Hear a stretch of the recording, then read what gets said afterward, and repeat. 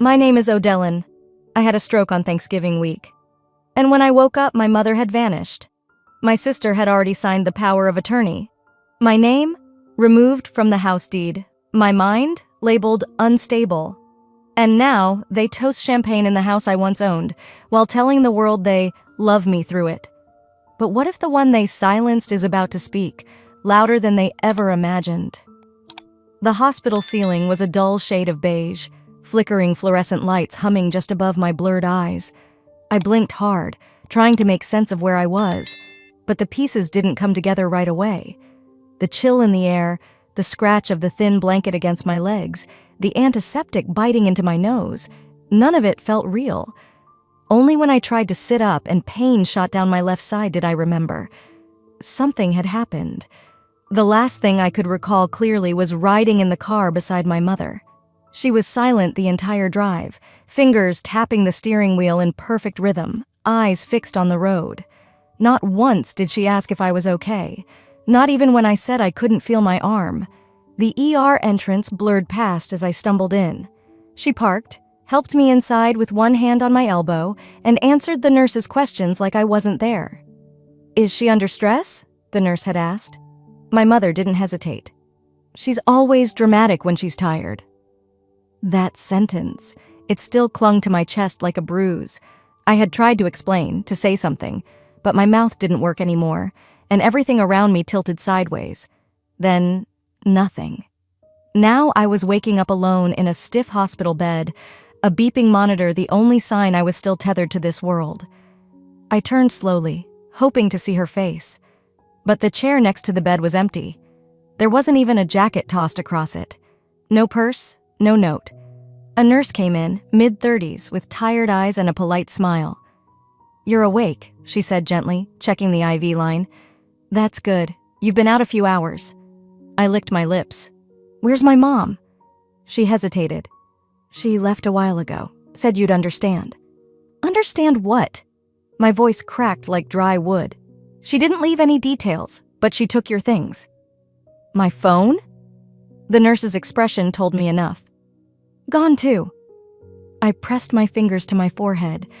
The edges of my memory were starting to return, and they weren't kind. I swung my legs off the bed, determined to find something. Anything. The nurse tried to stop me, but I waved her off. My legs were shaky, but I kept moving. Out into the hallway, past the elevators. My body moved as if on autopilot until I heard something that stopped me cold. "She already signed power of attorney," said a woman in scrubs behind the front desk. Said the patients had prior episodes. Something about memory instability. My heart stopped. Another voice murmured, "It's already filed." I stepped closer, arms trembling.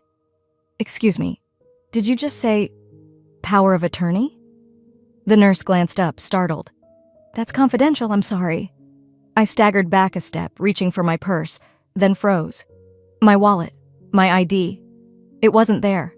I pulled open the tiny cloth bag they'd placed beside my bed. Nothing. Not even a phone charger. They said she'd taken everything. I leaned on the wall for balance, staring at the floor. Something inside me was folding, breaking. And still, I couldn't quite cry. It was like my body already knew not to waste the effort. For years I'd made myself small so that peace could live in that house. I let my sister's voice drown mine out. I let my mom call me resilient as an excuse to ignore me. I believed that if I never asked for too much, maybe that was how you got love. But love doesn't walk out while you're unconscious. When I finally made it back to my room, I asked the nurse again. "Are you sure she didn't leave anything for me?" The nurse paused, then shook her head. "She said you'd be fine, and she said she had somewhere else to be." My eyes drifted to the window. The sky outside was dark now, rain streaking the glass. A mother's absence shouldn't feel so heavy when you've grown up with it, but somehow it always does. "She didn't even wait to know if I'd live," I whispered. And that was the moment something inside me began to burn. But she stayed long enough to sign over my life. But she stayed long enough to sign over my life. That much was clear. Morning light pushed through the blinds in pale strips, casting long shadows across the linoleum floor. The hospital was quieter now. Thanksgiving morning. No smell of turkey, no sound of family laughter, just the scent of bleach and the hollow silence that follows a betrayal too sharp to voice. I was still in the same flimsy gown, perched on the edge of the bed. My feet were cold. I'd asked again for my belongings. The nurse on duty, someone new, gave me a hesitant smile and a clipboard. "Your mother said you'd ask. She also said you've been confused lately." She noted, "Episodes." I blinked, stunned. "Episodes?" The nurse flipped the page as if it weren't personal. "It says here, mild disorientation, history of delusional thinking, unreliable memory. Signed by family, dated yesterday." "I'm a teacher," I said, voice brittle. "I drive, I pay my rent, I file taxes, I don't hallucinate." She nodded but didn't meet my eyes. I turned my head slowly toward the window. A drizzle had begun. Cars passed in the distance. I felt like I was watching from the wrong side of a two-way mirror. "Can I speak to someone about my file? We'd need clearance from the listed guardian, according to the POA, your mother." Those words landed like a punch. I wasn't sick. I wasn't broken. But my name was already being quietly removed from the systems that proved I existed. An hour passed, then another. That's when Rami appeared, an intern nurse I hadn't noticed before. He was barely out of school, still had the nervousness of someone trying to do the right thing in a place that punished it. "I looked you up in the system," he said in a whisper, slipping into my room while checking a monitor that didn't need checking. "What they wrote about you, it's not standard. You're not flagged for psych consult. There's just a note from your mother. It's concerning." My throat was dry. "Can I see it?" He gave a cautious nod. "I'll print a copy when I can. Meet me by the vending machines in 10. I waited 9. He came back with a manila folder tucked into a plastic tray and handed it off like he was delivering a snack. "Don't open it here." I ducked into the patient restroom, locked the door, sat on the edge of the toilet and peeled open the folder with shaking fingers. At the top of the first page, "Patient presents signs of cognitive instability, observation advised, no known allergies, mental health status, questionable." Below it, scrawled in neat cursive, my mother's signature. It felt like the floor under my feet vanished. I closed the folder, hands trembling. This wasn't just neglect. This was intentional. This was premeditated. And she had succeeded. I made my way back into the hall, the fluorescent lights suddenly too bright. I asked to borrow a hospital phone, called my school's front desk. A substitute had been arranged under my name, medical leave, without a single form I had signed. Then I dialed my credit card company. They greeted me politely until I asked about a recent charge and was met with silence. "Your account has been frozen by Guardian Authority," the rep finally said. "We'll need confirmation from the power of attorney on file." I didn't know what to say. The words caught in my throat. I wasn't hospitalized. I was neutralized. I hung up and found a quiet corner in the family lounge. There was an old iPad left charging there. Rami's, maybe. I logged into my email, typed my landlord's name, wrote a desperate note. No reply.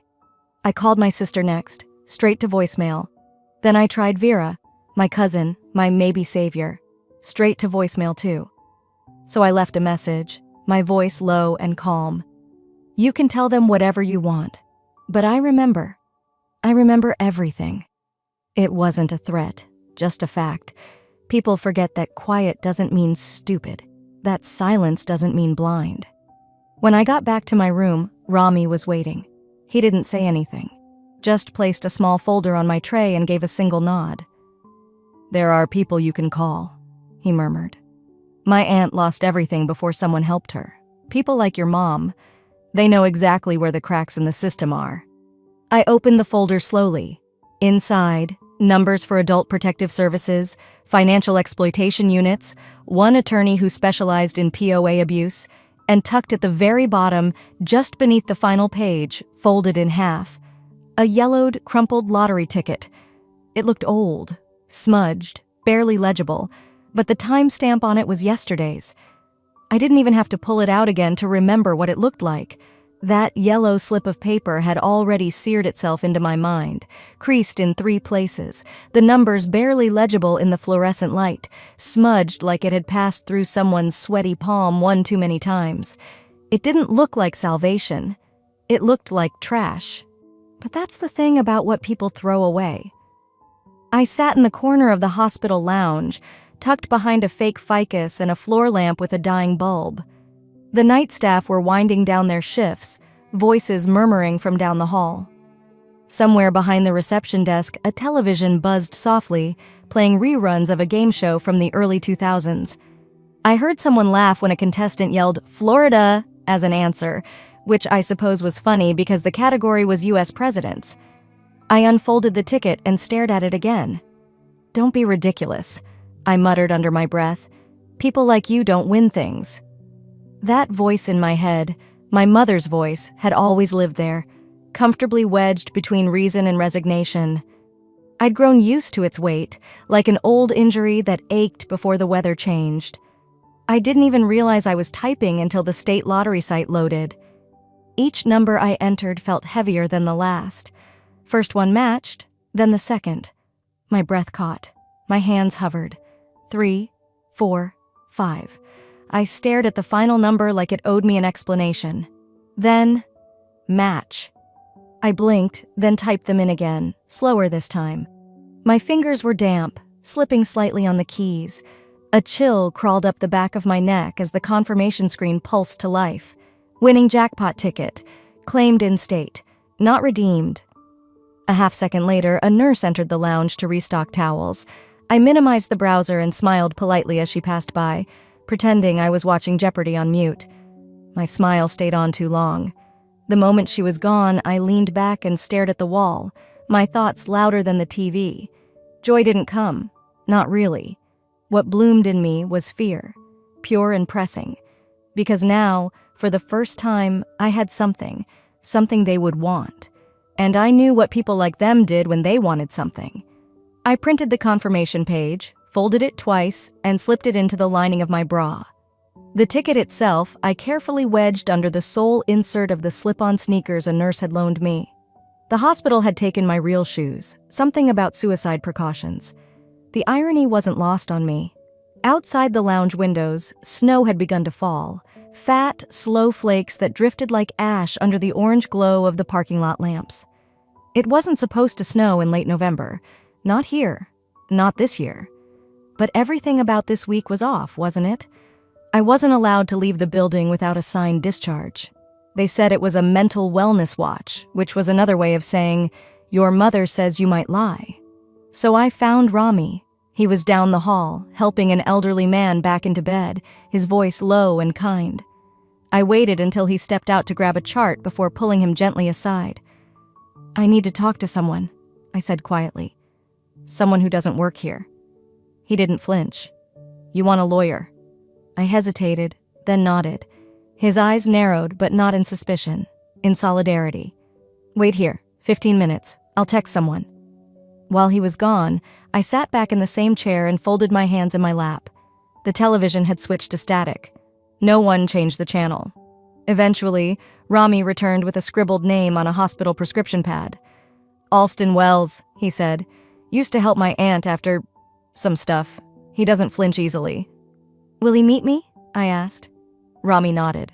Outside the fence line, 6:30 a.m. shift change, east side of the building. He'll be in a blue truck. I reached out to take the paper, our fingers brushing. Why are you helping me? His answer came without hesitation. Because you remind me of someone they tried to erase once. She fought back. So will you. That night, I didn't sleep. Not really. I laid back on the stiff cot in my room, fully clothed, shoes on, jacket zipped. My heart thudded steady but hard beneath the confirmation paper pressed against my skin. She'd signed papers declaring me unstable. She'd walked away from me as I lay unconscious.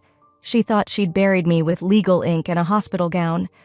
But I had something she didn't know about, something she'd never be able to sign away. She erased me, but I was about to rewrite everything. Maybe not. But I'm finally in my own mind. I stood in the shadow of the automatic hospital doors for a moment longer than I needed to, just long enough to feel the cold air push against my cheeks, just long enough for my heart to whisper, go. The hoodie Rami had left me was too big. The sleeves swallowed my fingers. My sneakers squeaked on the linoleum as I walked past the nurse's station. No one looked up. No clipboard slammed down. No orderlies chased after me. That was the most damning part, the ease of it all. No alarms, no one stopped the girl they claimed was delusional. Because deep down, they never thought I'd have the nerve to leave. The wind hit sharp the second I stepped out into the pre-dawn chill.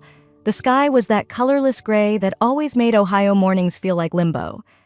I clutched the folder tighter under my arm, and for the first time in days, I walked with a purpose not handed to me by someone else. The diner was 5 blocks away.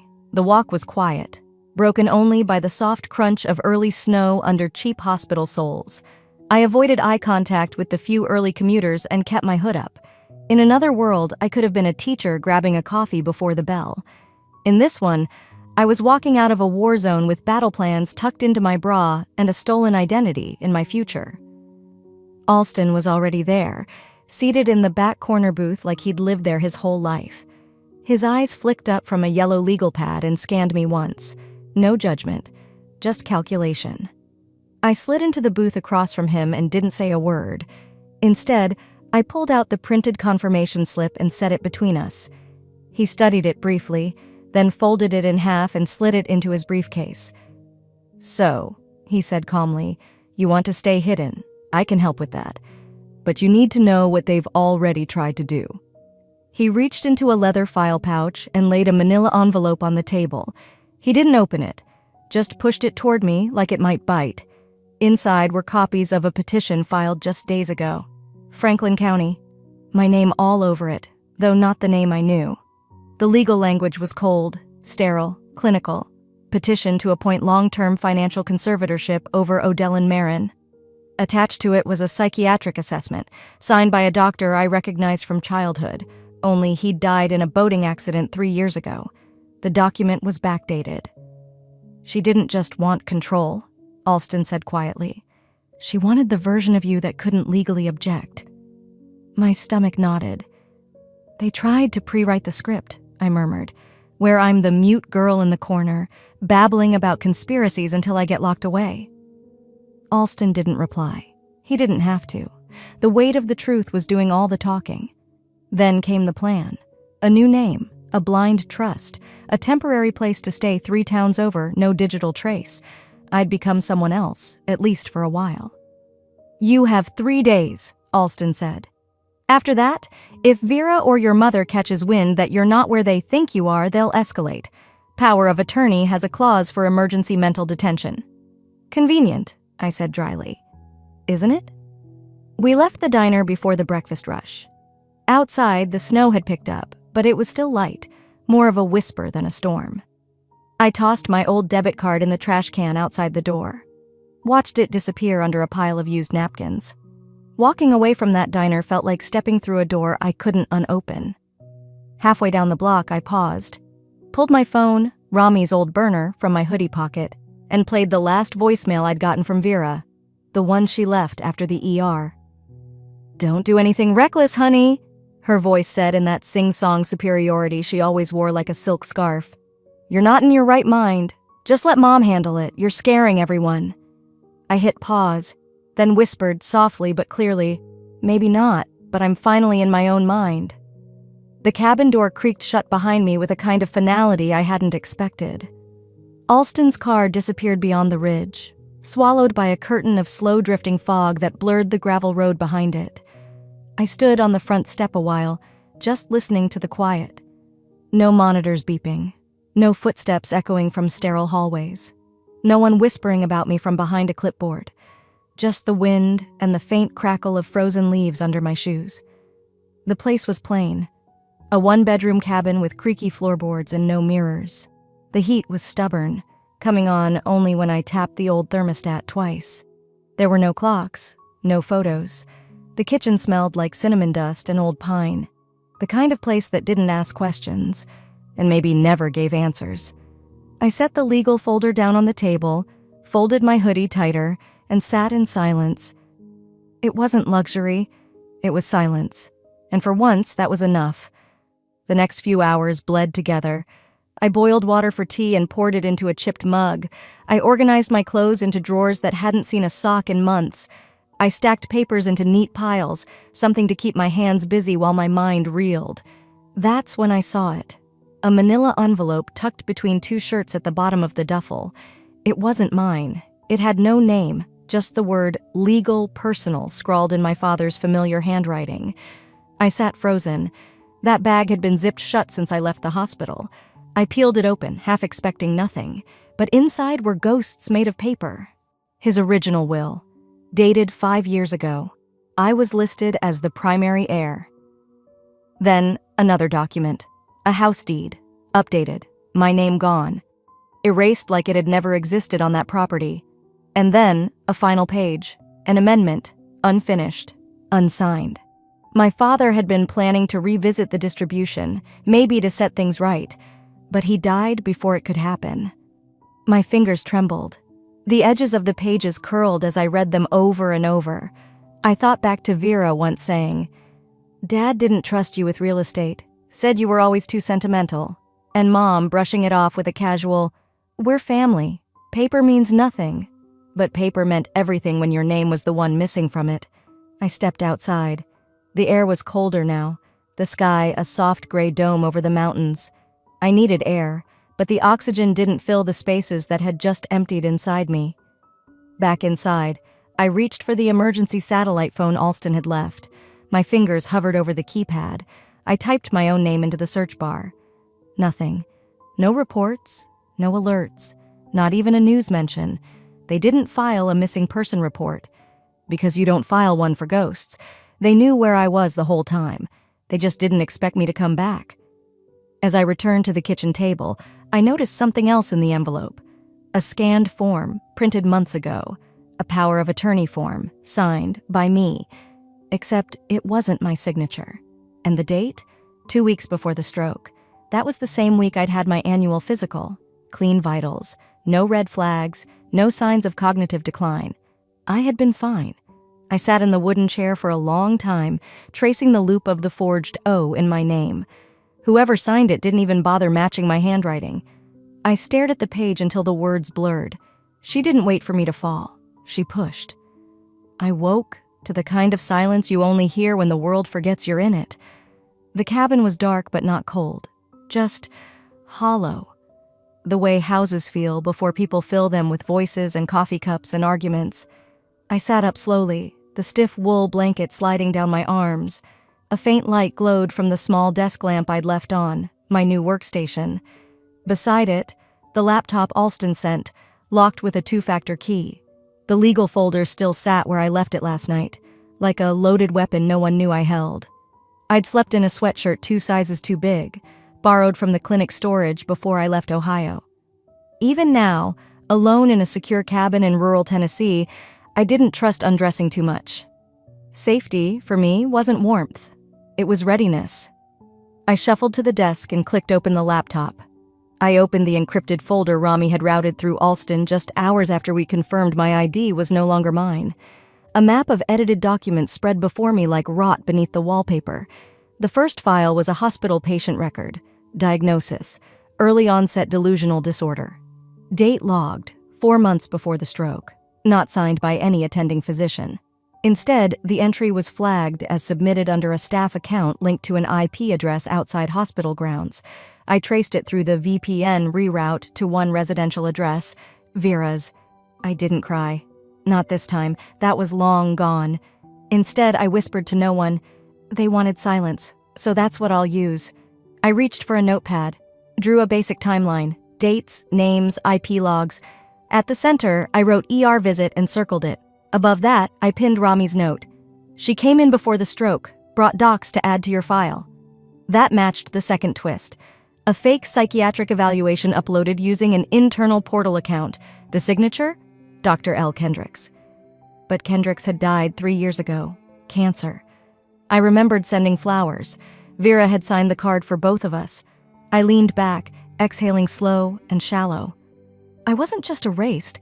I was remade into someone untrustworthy, someone unstable, a character in their drama, not the author of my own life. The laptop pinged softly. A message from Alston. They're quiet. No public moves, no legal follow-ups. That means they're waiting, watching. I didn't reply. I saved the files again on a separate flash drive. Then I started filming. The camera was old, webcam quality at best, but it didn't need to be pretty, just legal. I looked straight into the lens and spoke calmly. No theatrics, no sobbing, just the facts. My name is Odalyn. I am of sound mind and body. I am recording this to document unauthorized changes to my medical records made without my knowledge. These include, I continued, listing each falsified log, screenshotting the pages and holding them to the camera. I did 3 takes, 1 with the flash drive in hand, 1 without. By the time I finished, my throat was dry, but my pulse was steady. I wasn't unraveling, I was documenting. There's a difference. A few hours later, a small ping came from the emergency satellite phone Alston left me. It was Rami. He didn't call. He wrote. She was at the nurse's desk the day before. Didn't ask about your condition. Asked what form she could sign on your behalf. Told them she always gets dramatic when she's overwhelmed. I didn't think much then. I do now. He attached a voice memo. I clicked play. A low hiss, then Vera's unmistakable voice. Once she's in, they'll believe anything I write. Just make sure the file's updated before shift change. I stared at the wall. She'd known, before the stroke. She was preparing it like a stage, framing me before I even collapsed. Not just erasing my voice, replacing it. I spent the rest of the day assembling what I called my war chest, organized folders, printed backup, annotated screenshots. By dusk, I had a binder with laminated dividers labeled Medical Manipulation Property Fraud Identity Theft Witness, Affidavits. And under witness affidavits, I stapled Rami's typed statement with a handwritten note. I saw her. She was calm, like she'd done it before. That night, I packed everything into a locked briefcase Alston had couriered from Nashville. With a final keystroke, I uploaded a secured zip of the entire case to a digital vault linked to an anonymous legal drop server. The file name, OD23_reinstatement. Alston would know what to do if anything happened. Before heading to bed, I stood by the window. Outside, snowflakes drifted against the mountain fog like ashes falling from a quiet fire. They wrote me off like I was done. But I was just getting started. I didn't need to be in Columbus to feel the weight of that chandelier. It flickered in the background of the fundraiser livestream, my mother's favorite piece, the one I used to help polish before family holidays, when I was still someone with a name, a room, a place at the table. Now, it hung over a room full of strangers, glittering above champagne flutes and forced sympathy. The camera panned across the crowd, laughter, sequins, candlelight on glass. Then, the mic crackled. Vera stood in the center of it all, clutching a velvet folder like it contained scripture. She was dressed in soft beige, the color people choose when they want to seem delicate. Her voice came through clear on the live stream. "Mental health is deeply personal to me," she said, letting her voice tremble slightly. My baby sister, has been through so much. It's why I started the Serenity Fund, to honor her struggle, to fight for women like her." She paused, letting her bottom lip quiver just long enough for effect. "We're doing our best to love her through it." Applause erupted. People actually clinked their glasses. A man in a navy suit leaned over to squeeze her shoulder. Someone dabbed at their eye in the corner of the frame. I set my tea down before I shattered the mug in my hands. That wasn't a fundraiser. That was a funeral for my name, a eulogy Vera delivered while I was still breathing. "That table," I whispered, staring at the screen, "used to hold our holiday pies. Now it holds lies." Alston had warned me she might use my silence to her advantage, but I didn't think she'd build a brand on it. I leaned back in the cabin's worn leather chair. Snow blanketed the Tennessee hills outside. Cold seeped through the window panes. The air felt tight, like the silence before a storm. But this time I wasn't going to wait it out. Alston had prepared the packets 2 days earlier. Brown envelopes with no return address. Inside, copies of the real medical logs, the document trails of asset transfers, timestamps proving Vera's digital fingerprints all over my life's erasure. Rami's affidavit was the final piece. A quiet man's voice, finally speaking loud enough to tip the scale. The first envelope landed at the Columbus Dispatch's downtown desk. The second at an independent news outlet with a history of breaking local corruption stories. Nothing would go viral overnight, but the fuse was lit. Later that night, Alston forwarded me a voicemail from Vera. She'd called the number we'd routed through his burner phone. "If you pull anything," she hissed into the recording, "I'll make sure you never see sunlight again. You don't want war with me. Stay where you are. Be grateful for what you were given." I played it 3 times. Then I pressed pause, not on the phone, but on the part of myself that ever wanted to explain anything to her again. "You already started it, Vera," I murmured. "I just never picked up the sword. Until now." The next morning, while the house across state lines was still basking in the afterglow of toasts and fabricated nobility, I sat cross-legged in front of my burner laptop. My fingers trembled over the keys, not from fear, but from focus. I finalized a scheduled email that Alston would control from his side. Subject line, "I was never crazy, just silenced." Inside, I uploaded a 10-minute video. I recorded it the night before with my face framed tight in the shot. No makeup, no theatrics, just my eyes, steady and unblinking. In the video, I said, "My name is Odellin. I'm 33. I was declared mentally unfit without any medical evidence. My mother and sister conspired to steal my legal identity, my finances, and my place in this world. But I am not broken. I am watching." I ended it with a warning, not a threat. "And if anything happens to me, you'll know who to ask first." Alston double encrypted the folder. It would only send if I missed 3 consecutive check-ins over 48 hours. I didn't plan to miss any. I spent the afternoon organizing. Notes, folders, voice recordings labeled and cross-referenced.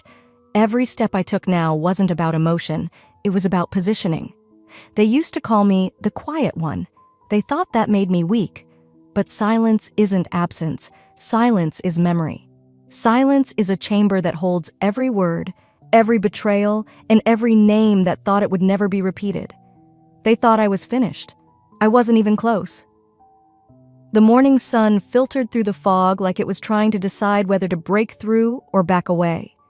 I stood barefoot on the porch of the cabin, clutching a chipped mug of black coffee. The air bit at my skin, but I barely felt it. My breath fogged the air in soft bursts. On the table behind me, my old burner laptop buzzed with a notification. I stepped back inside, nudging the door shut with my hip.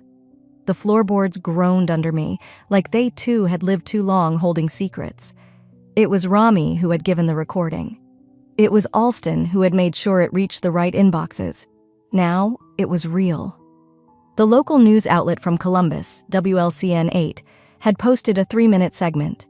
It was muted when I opened it, but even before I clicked play, I saw the caption burned across the screen. "Guardianship questioned. Legal concerns raised in Vera Talbot charity launch." I sat down slowly. The anchor's voice was calm, clipped.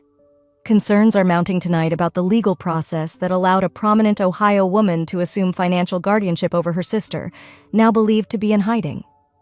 My hands were steady now. Finally.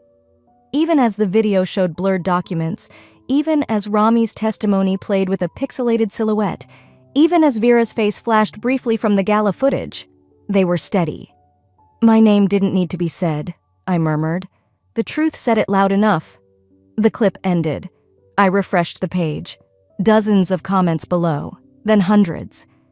"This smells like financial abuse. She built a foundation in her sister's name. Without her consent? Where's the sister? Why hasn't anyone looked for her?" I scrolled until I saw it, a tweet reposted under the story. "Sometimes the silence don't scream. They build proof." I didn't know the user, but I clicked on the profile picture just to see. It was a teacher in Kentucky, someone I'd never met, and still they heard me. Across the screen, a new headline popped up. WLCN had released a follow-up teasing exclusive records provided by a former hospital staffer. I clicked again. It was Vera, on a national morning show now. Sitting in full makeup, the lighting sharp, every hair frozen in place. She smiled tightly, then launched into her practiced tone. "I've always believed in advocating for families affected by mental health struggles. My sister, well, we've done what we can. I created this foundation out of love." The host raised a brow. There have been some questions regarding legal documentation. Did your sister sign off on any of this? Vera blinked.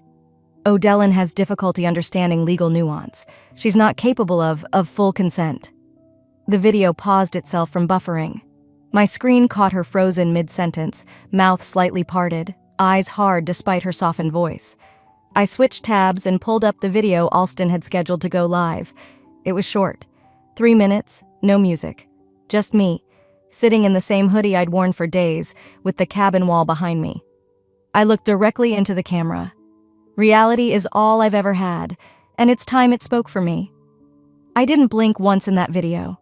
I just told the truth, the way it happened. Not for pity, not for revenge, for record. An hour later, my inbox dinged. Alston. His message was brief. Subject: they opened the case. Body: DOJ is officially reviewing the guardianship and financial control. I stared at the screen. I didn't smile, I didn't cry. I just whispered, good. Then this time, they'll listen.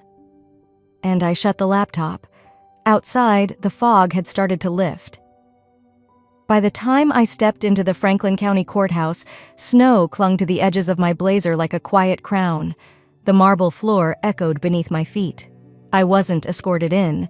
I wasn't carried. I wasn't hiding behind anyone. I walked in, alone, upright, and unafraid.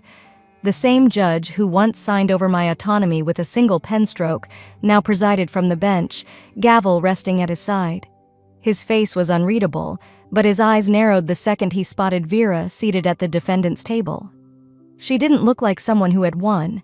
She looked like someone clinging to a version of herself that no longer fit. Her hair was perfectly sprayed into place, but her hands, resting on a thick folder, trembled just enough to betray her.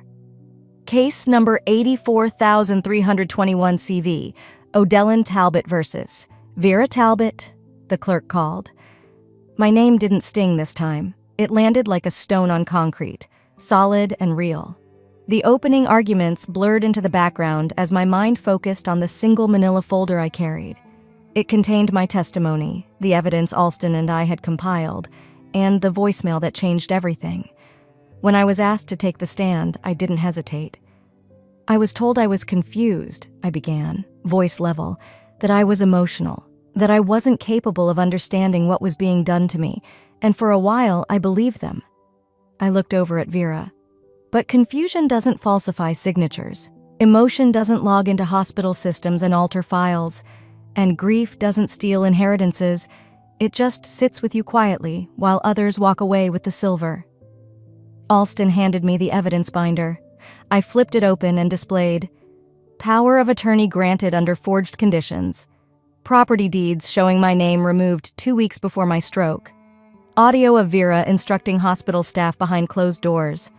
The threat she left on a voicemail. The one that ended with, "You don't want war with me." When that last clip played through the courtroom speakers, no one blinked. Even the judge leaned forward. "I didn't come here to destroy anyone," I said into the mic. "I came to reclaim the name they buried. I came to make sure no one else disappears the way I was made to disappear." The judge called a recess. Outside, Vera's attorneys flanked her in a swirl of paper and whispered strategy. Her gaze never met mine. Maybe she couldn't. Maybe the sight of me standing there, composed, alive, undeniable, was worse than any verdict. When the ruling came down, the silence was heavier than the snow. The guardianship was declared void. Vera was fined and referred for federal investigation. My name, my legal rights, my accounts, restored. Her charitable foundation? Frozen, pending audit. The courtroom didn't erupt. There was no dramatic cheer. Just the sound of my heels clicking as I walked out. A rhythm no longer swallowed by hospital floors or legal corridors. A sound that said, "I'm here." Outside, reporters swarmed, microphones in hand. I gave them one sentence. I didn't come to punish. I came to reclaim what they buried. And then I left. It was late by the time I made it back to the cabin in Tennessee. The fireplace crackled softly, and the old plaid throw I had used for weeks still lay folded on the armchair. I slipped off my coat and sat in the silence I once feared. A knock came gently at the door. A young woman from the local shelter stood there holding a folder. Miss Talbot? We were wondering, would you speak at our Elder Justice Summit? I nodded. Of course. That's why I'm still here. She smiled and left me with the flyer. I turned to the shelf and picked up the torn birthday card I'd salvaged from the hospital trash bin. Taped together now. Not as a reminder of pain, but proof that broken things can be whole again. They once called me delusional. Now they call me precedent. Sometimes it's not the courtroom that gives you justice. It's the moment you stop needing their approval to speak your truth. If you've ever been pushed aside, silenced by your own family, or called crazy just for surviving, know this: silence doesn't mean surrender. It can be strategy. Have you ever lived through a family drama that made you question everything? Tell me in the comments. I read everyone. And if this story moved you, don't forget to subscribe. There's more truth to tell, and I want you here for the next chapter.